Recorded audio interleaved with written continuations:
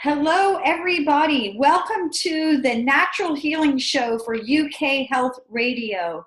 This is Catherine Carrigan, your co-host, medical intuitive healer and best-selling author. You can find out more about me at catherinecarrigan.com, unlimitedenergynow.com, and what is social media today. Now, I am so thrilled. On our show today, I have for you one of my favorite people in the entire world, Maxine Taylor.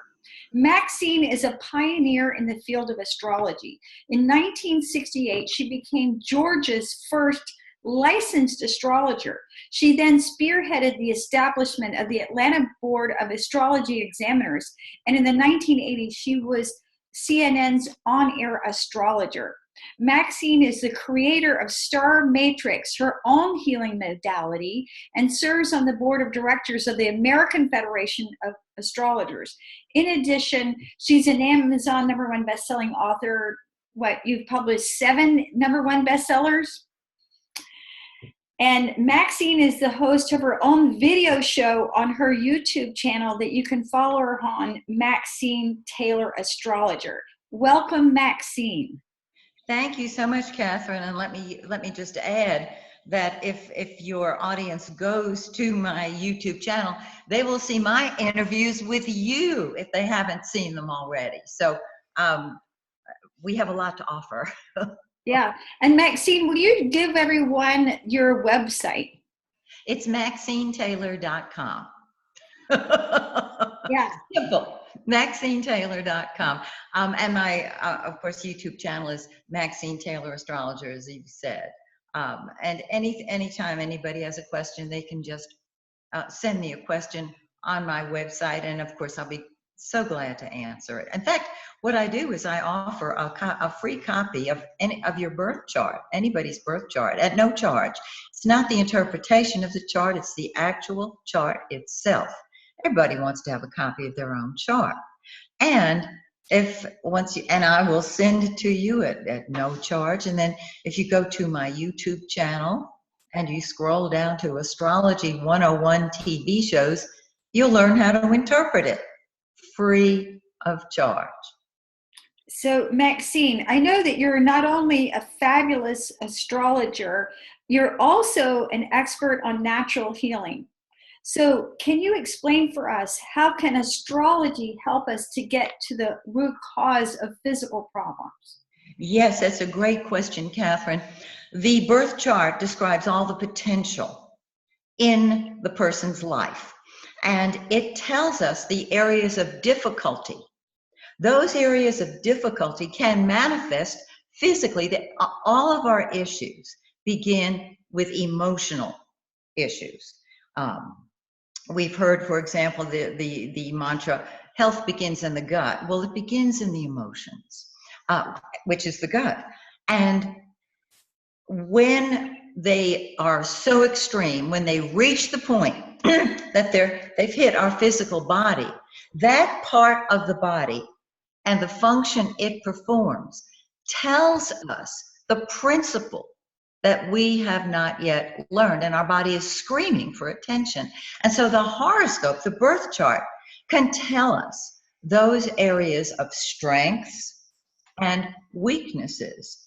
For example, most people who have even just a beginning knowledge of astrology know that the 3 main areas are the sun, the sun, which is the life force, the moon, which is our emotional instincts,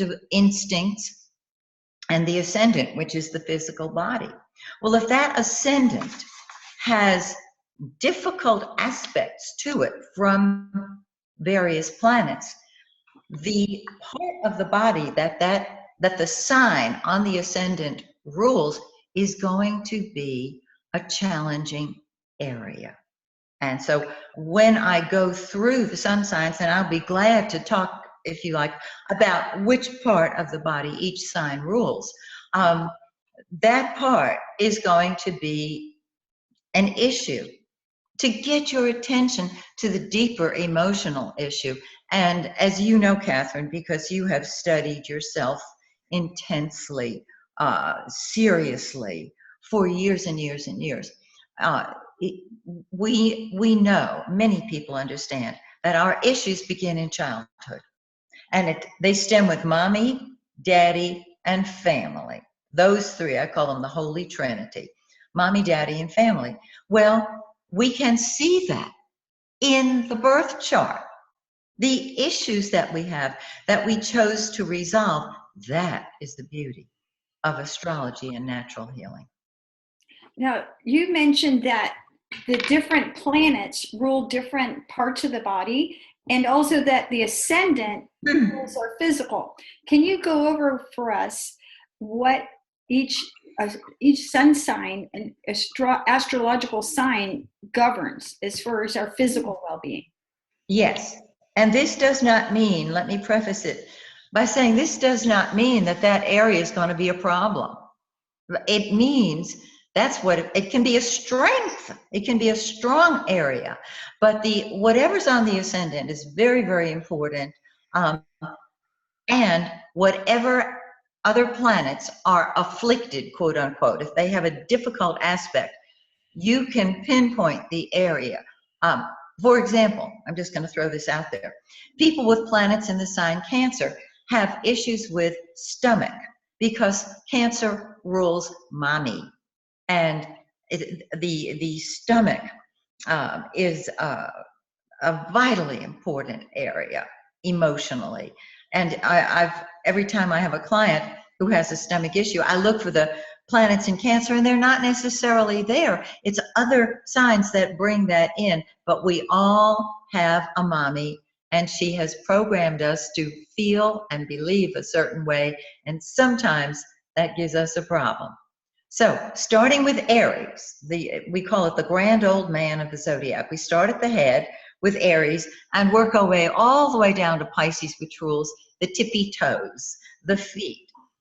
So Aries, the head; Taurus, the throat; Gemini, the respiratory system; Cancer, the tum-tum; Leo, the heart; Virgo, the intestines; Libra, the kidneys; Scorpio, the reproductive and elimination part of the body; Sagittarius, our hips; Capricorn, our knees; Aquarius, our calves; and Pisces, our feet. Now, using myself as an example, I don't have any planets in Pisces, but Neptune, which rules Pisces, is in a difficult aspect in my chart. And even as a child, I would sometimes have problems with my feet.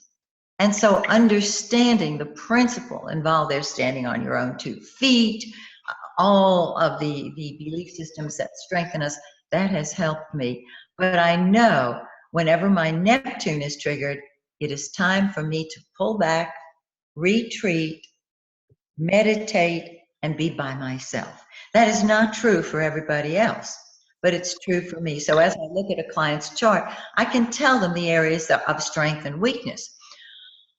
You know, Catherine, because I've done your chart for you, and we've been close friends for several years.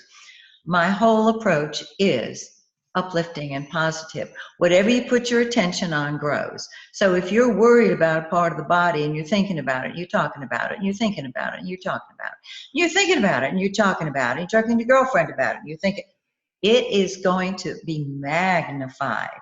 And I always say the best thing you can do if you're not feeling good is get away from yourself. Go be with a girlfriend. Go to the OK Cafe for lunch. Let's visit. Let's have some sweet tea. Let's talk. And lo and behold, the symptoms diminish unless we talk about it. In which case, as we eat and put nourishment into our body, we are defeating, we're at cross currents, cross purposes, because we are feeding that concern, that worry, that fear. You know, I know, and our audience, many of the people in the audience know that we are source energy in a physical body. That means we are innately healthy, wealthy, beautiful, wise, immortal, spirit. My favorite mantra is, there's nothing wrong with you, deal with it. A lot of people bond through their illnesses. There are clubs on arthritis. There are clubs on whatever. You name the illness, there's a club that meets to talk about it some more. And that gives it energy. Anything in the chart can be transformed. And the way you do that is through your belief system. And it's not an intellectual thing, it's an emotional thing. So we create by our emotions. And a lot of people have difficult childhoods, and their emotions are very, very strong. Their memories are very strong, and they don't know how to get away from them. And of course, that's where I come in. Now, Maxine, one of the many things I admire about you, in addition to your 7 Amazon #1 bestsellers, is that you have actually created your very own healing modality. And a lot of healers, we're practicing other techniques that we've learned, but you created this. What makes the Star Matrix healing modality unique from all other modalities, and how did you come about it? Oh, thank you for asking that, Catherine. Well, let me start with, excuse me, I'm having allergies today. It's ragweed season in Atlanta. Many years ago, I studied matrix energetics with Dr. Richard Bartlett. I adore Richard. And I was watching him on stage and his daughter on stage, and she was walking a circle with somebody she had pulled up from the audience. And as I watched her, I thought, I can do that. So when I got home the next day from the weekend, I had a client. And she had told me that she was a student of Abraham Hicks. And when I saw her, she was more radiant than I'd ever seen her. And I said, how did you get that way? And she said, Abraham Hicks. And I said, wonderful. And as part of the healing, I do a reading on the person, and I come up with information that only they know. Then I walked her around my living room, and I'm in my living room now. And we stopped at a certain point. Well, this is what I had seen Richard Bartlett's daughter do. And she stopped at a certain point. Well, I stopped with my client at a certain point, and my client said, I know that I want to be a teacher, but I don't know what I'm supposed to teach. And I said, Abraham Hicks, you're the perfect person. And we said goodbye, and I thought, I want to do this on me. I want to see if I can do that. So I started up against my wall of glass, and I circled, and I was led to stop at the very same place that Richard's daughter Justice had stopped, at the very same place that I had stopped with my client, and it hit me. I stopped in the 3rd house of the zodiac, because as an astrologer, that's how I think. The 3rd house is the house of communication, correspondence, and transportation. It's the house of teaching. When I stopped with my client, she verbalized it and said, I know I'm supposed to teach, I just don't know what. And I said, Abraham Hicks. Well, then I realized there is an invisible zodiac that I walk when I work with a client. And I'm led to that house. The zodiac is divided into 12 segments, and each segment is a house. And I'm led to that house or houses that I need to then focus on. And when I say focus, I mean get my mind out of the way and let their higher self speak to my higher self. They entrain, and I give them information, and I have no idea what I'm saying or why I'm saying it, but they do. So I don't know any other modality that does that, nor do I know anybody who does what I do. That doesn't mean there isn't somebody out there who does it. It simply means I don't know anybody who does that. I do this long distance. Everybody wants to come into my living room. It gets a little crowded sometimes. But when I am working with somebody in the UK or Australia, we, of course, do it online. Years ago, I just did it by phone. Now I do it online. and they can actually see me walking around. But it's more than reading a zodiac.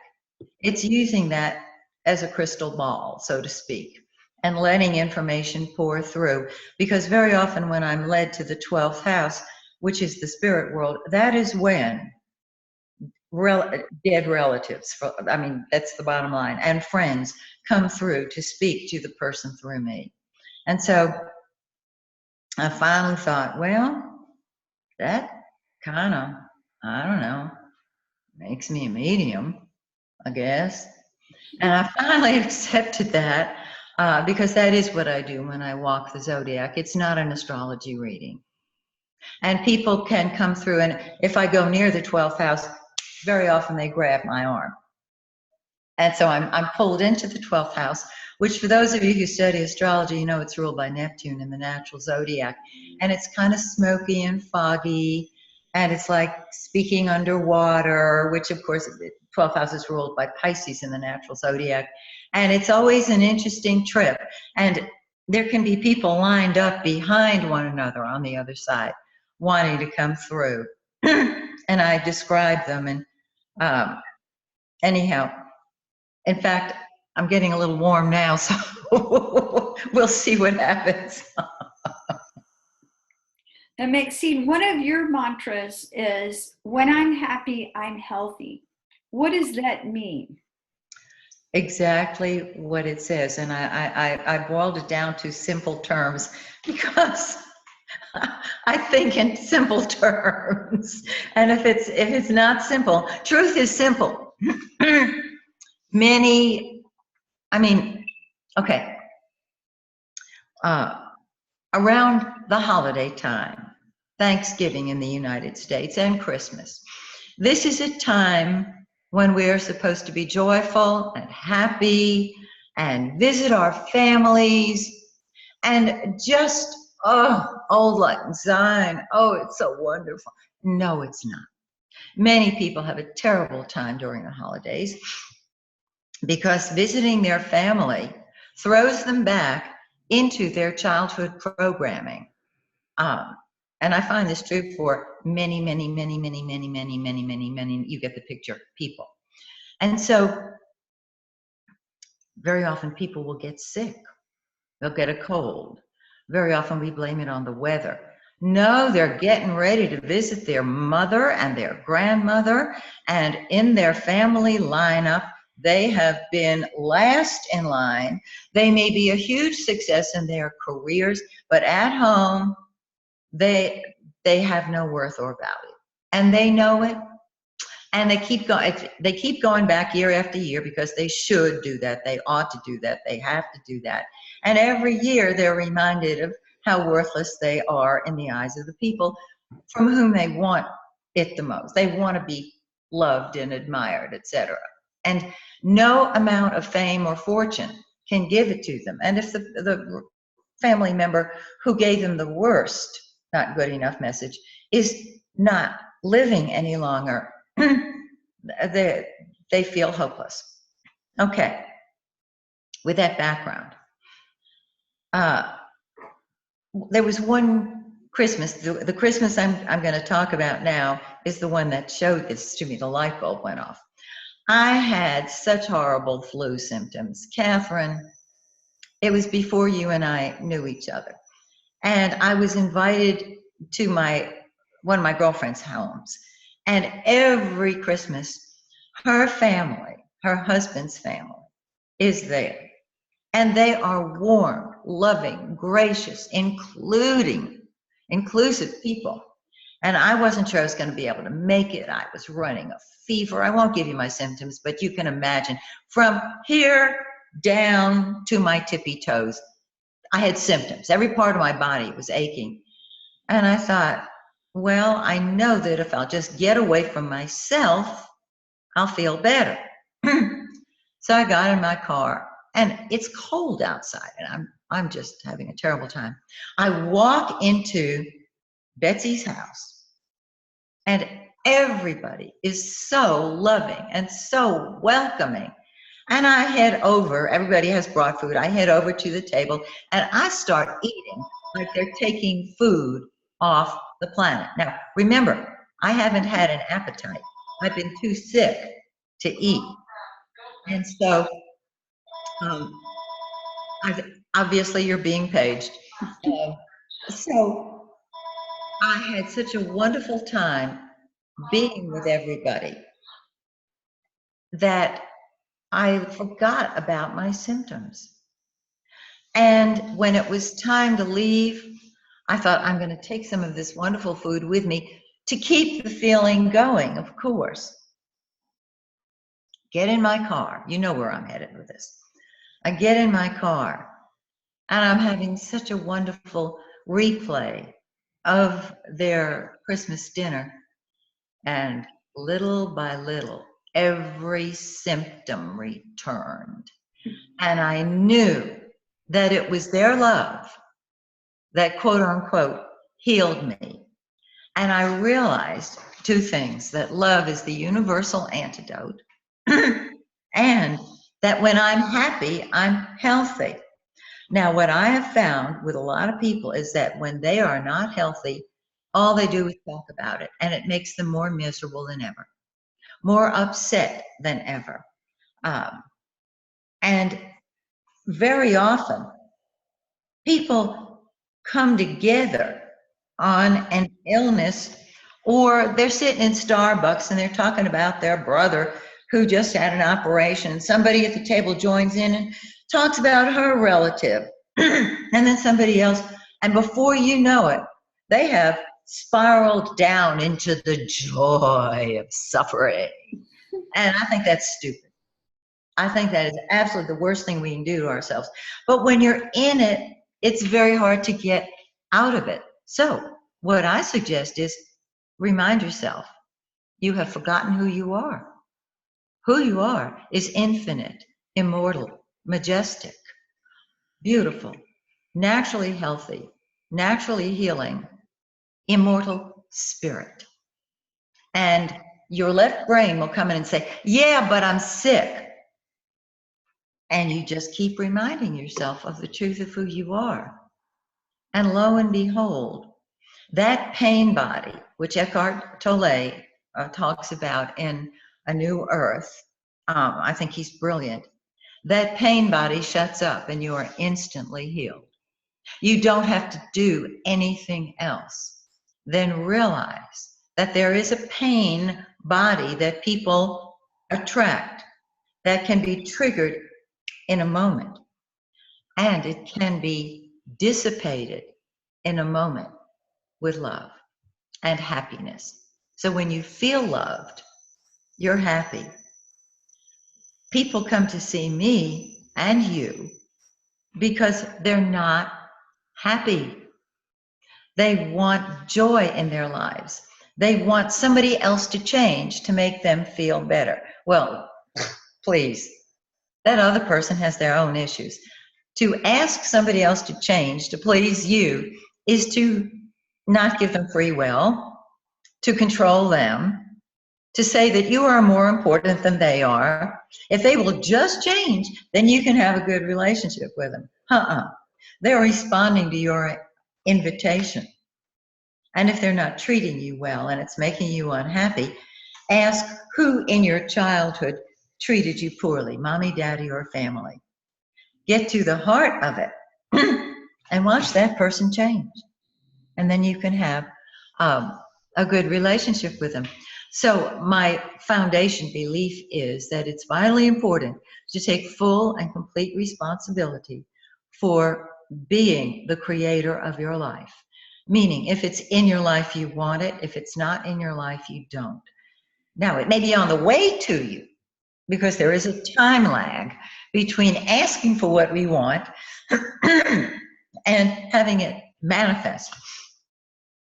But if you take responsibility for it, you can't blame anybody else, because you say, well, I invited that person into my life. Why did I invite them into my life? To show me me. So that they will mirror me. And this is the most uncomfortable part of taking responsibility, because if somebody else annoys us, they're showing us something in ourselves that, number one, we may have. Number two, that we're tolerating from them, and we don't have to. They don't have to change. We just have to leave, maybe. And I don't mean escape. I mean, if you constantly attract a negative type of person to you, it's because you're programmed for that. And all you have to do is say, yeah, I'm programmed for it. Who are they showing me? Mommy, daddy, or family? I see where it began, and I don't want that anymore. In fact, it's over. And for me, the words "it's over" are as powerful as the words "I am." Because, what follows "I am" is what you create. When I say it's over, there's no going back. And I'm a very forgiving person, so I don't say, a situation is over unless it truly is. And as I've gotten older and older and taken more and more responsibility, what I see is it's never over, because love continues forever, life continues forever. And I want warm and loving relationships with everyone. If I don't have them, I do everything I can in my power. And if I can't go any further, then I just accept it as it is and move away from the people who are destructive by their negativity. And by the way, other people's negativity can drain us of energy and cause us to become ill. We call them psychic vampires. And a psychic vampire can suck the energy right out of you, and they may or may not be aware of it. But I always tell my clients, if you're with someone and you're starting to fall asleep, number one, maybe because you're tired or you need a cup of coffee. But if you find this person present, and a lot of people in the group start yawning because one people can put a whole room out, then you know that that person is sucking the life out of the group. And what I do is first recognize it before I fall asleep and dissipate the energy or get out of the room, get out of the way. A lot of times when we're going to meet a friend, say a friend is throwing a party and you're in a great mood and you get to their door and, oh my goodness, you just feel awful. It may very well be that you're an empath and you're picking up in an argument that either went on before with a host and hostess or with someone in the party. And this is a problem for people who are empathic. Catherine, you know what I'm talking about. So, boy, I really gave you a lengthy answer to a simple question, didn't I? Yeah, there you go. Now, Maxine, again, you're one of the most positive and wise people that I know, because you're always pointing out to me very helpfully, how I can see things even more positively. Why do you believe that love is the universal antidote? Because it is, excuse me, the story I told about the Christmas party at Betsy's house, my dear friend of, 40 years. What healed me was the love coming from everybody there. Love, in Corinthians, it talks about what love is not. And it talks about the symptoms of love. But love is the life force. Love is God. And I'm not talking about the old-fashioned God, a guy in the sky. I'm not talking about that. I'm talking about the life force which animates us. That love forgives, it heals, it lifts, it breathes life. Think of how you feel when you meet somebody with whom you just click. And it is so delicious and it's so marvelous. And you just got to call your girlfriend and say, I met the greatest guy. And how you're high as a kite. Some people might say, no, that's lust. Well, they're in lust. It is uplifting. And then as you continue to get to know this person, that lust becomes love. and you recognize the love, and it becomes deeper. And you've seen people walking on cloud nine. You know they're in love. Are they sick? No. Mm-mm. Do they have symptoms? Only if their programming says that they're not allowed to have love. So they have to punish themselves for being in love. And the only way to punish themselves is to get sick. I have seen myself punish myself. I have seen my friends punish themselves for having made stupid decisions, for having chosen the wrong job, for having missed an opportunity. You name it, we'll punish ourselves. Because what we're doing is shutting down who we are. When we shut down who we are, our immune system is affected. You as a medical intuitive healer know that. Our immune system is affected. We can't heal ourselves. So we turn to somebody else, or we turn to Venus. Venus is love. Venus is sugar. Venus is wine, alcohol. Well, Neptune is involved in that too. But we'll turn to any food we'll turn to food because it turns into sugar in our bodies. And this is why we eat our problems. Whereas somebody coming up to us and saying, God, Catherine, I love your earrings, which I do. You always have great earrings. It's just so uplifting. You feel noticed. You feel, oh, somebody noticed me. I walk this planet doing that because it lifts people.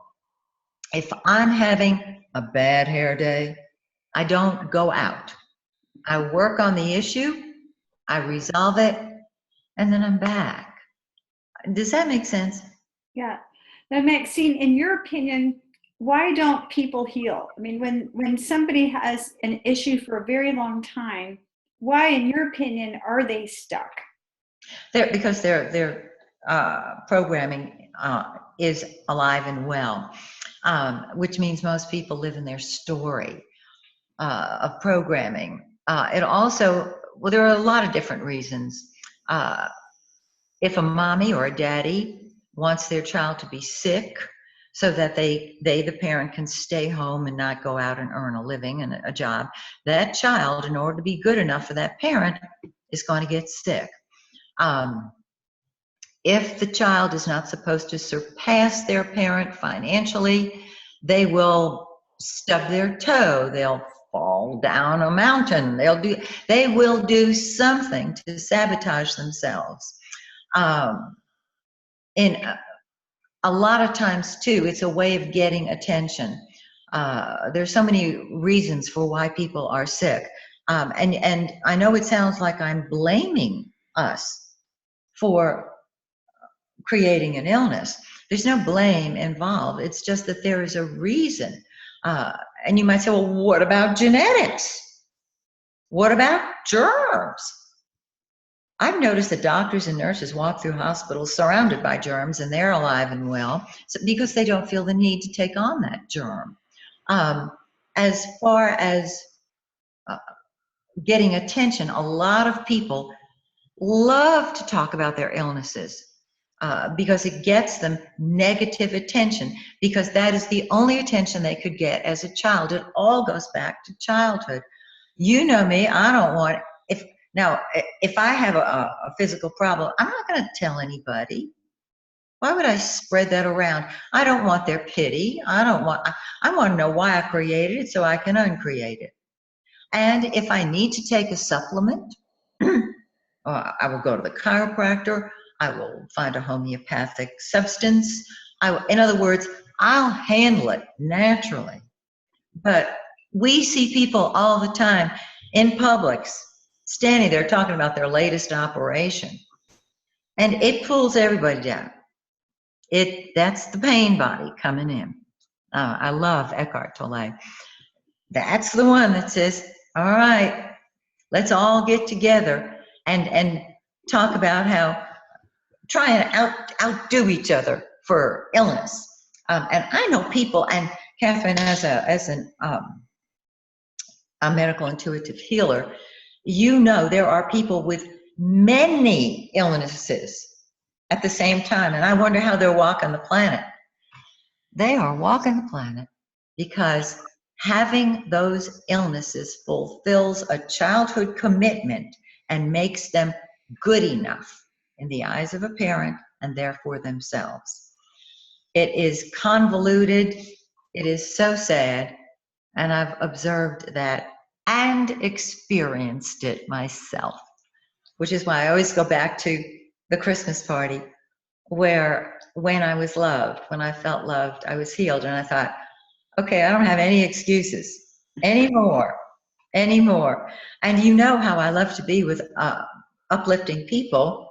And you know how you and I are always getting together for lunch at our two favorite restaurants.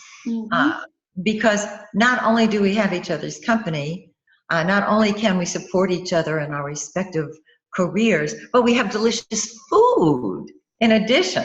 So we're dealing with lots of senses, the taste, the smell, the sight, the sound. There's a method to our madness. Now, Maxine, you teach a wonderful class called Take Back Your Life. This is very, very powerful. I've experienced it myself. It's truly life-changing. What does this class deal with, and how does it help resolve physical issues? Wow. Well, I have to give you credit for coming up with a name because you were the one who came to me and I said, okay, this is going to be our shortest session. I said, Catherine, take back your life. Well, of course, you are a very receptive person. You heard it, you got it instantly. You were transformed and you haven't been the same since because that's what you had to do. I mean, I'm so grateful to you for helping me get that title. What I do is I work one-on-one with people to help them get to the source of their bad and not good enough messages. We all get them. And one by one, we release them, we replace them. It is life transforming. It is so simple. Now, you know, I wrote my book, Move Into the Magic. That's a copy, my last copy of Move Into the Magic. Yes, I'm in the process of writing Take Back Your Life. No, I haven't finished it yet. Okay. Move Into the Magic is the prequel. When you take back your life, you take back your life force. You take back your love. You take back your health. You take back your money. You take back your joy. Now, that's easy to say, but we're surrounded by people who we have allowed in the past to give us not good enough messages and pull us back into our story. And so that's where I come in. But I have a very simple, very fast technique that is life transforming. And you, at that, I remember when you came into my living room, you were my star student. You got it in a heartbeat. So that's what I do now. Both astrology, star matrix, and Take Back Your Life. This is for the person who is truly ready to see the cause of their problems. And it's not them. Where it started, to release it, and to create a new life that they choose. They write it. You don't have to throw out the baby with the bathwater. You can stay in the same house. You can stay with the same people because they will change as you change. So that's my passion. And so if anybody out there is ready, and you know if you're ready, it's not, gee, I ought to go to the gym. It's, I'll talk to you later, I'm on my way to the gym. If you know that you are ready to transform your life, just go to my website, MaxineTaylor.com. Now, Look at spiritual services, and you'll see Take Back Your Life. Yes, Catherine. Now, one of your Amazon #1 bestsellers is Move Into the Magic, and this is its own healing system. Can you share with us what is Move Into the Magic, and how does that help resolve deep core issues? It's the foundation of Take Back Your Life. The magic is that place that we go to when we love. It is, for lack of a better word, timeless. It's the place of creation. It is raw potential. When we're in the magic, we are in ecstasy. We are joyful. We are in a state of being. And what I do, it is the prequel to Take Back Your Life.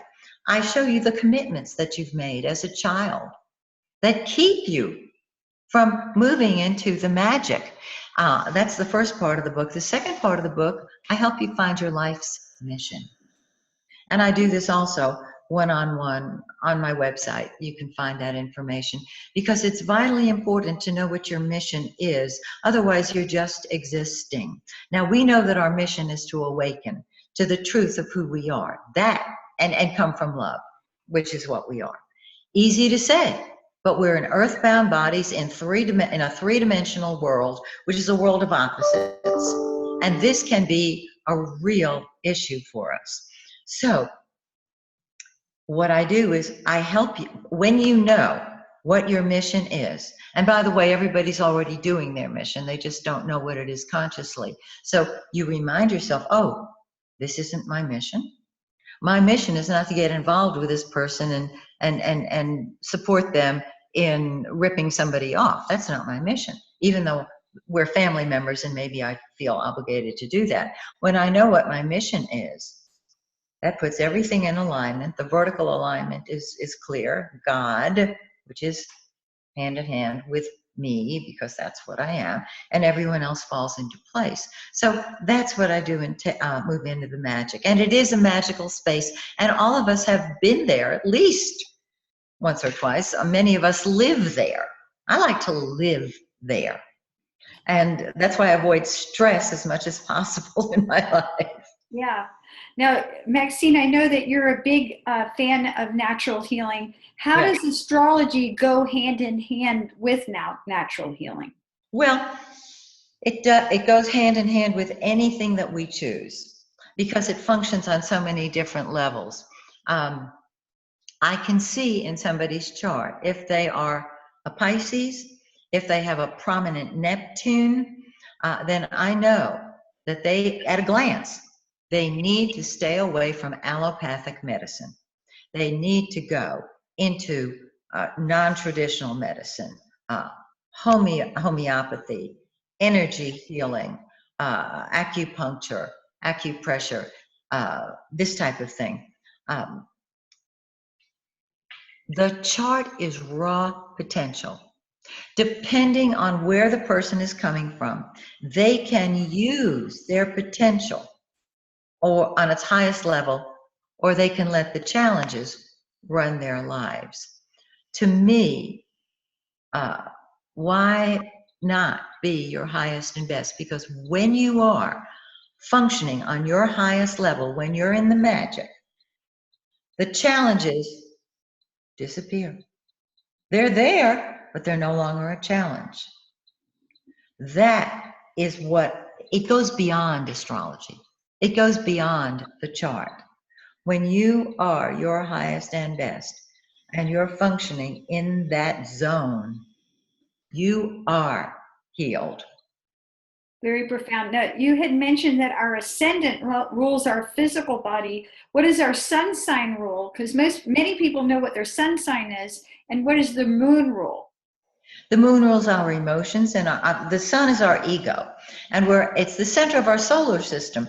So it is the center of our life. It's the message that our father, our daddy, gave us. And if we have more than one daddy, it still shows up the same way. So that whatever house, let's say, for example, you have the sun in the second house. Second house is money. Daddy's message is get the money, honey. That's the message. The moon is deals with our emotions, our psychic ability. It is what we are instinctively drawn to, and it represents our mother. And wherever it is in the chart, that's where your mother told you to look for your emotional fulfillment. So if it's in your seventh house, her message is get married, get married, get married. Now, she says, look for your emotional fulfillment in marriage. I'm pointing to the 7th house in the zodiac from where I'm sitting. She doesn't say you'll find it there. She says, look for it there. But the catch 22 is you're emotionally married to your mother. And so that's who you're really looking for. And that's where the programming comes in, where I can read programming in the chart. If you have the sun in the 8th house, in the 7th house, you're emotionally married to daddy and you're looking for daddy in your spouse. That's just what it is. If you've got both of them there, double whammy. So the moon is what our mother's message about where to look for our emotional fulfillment. If it's in the 1st house, mommy says, do it your way. Look to yourself for it.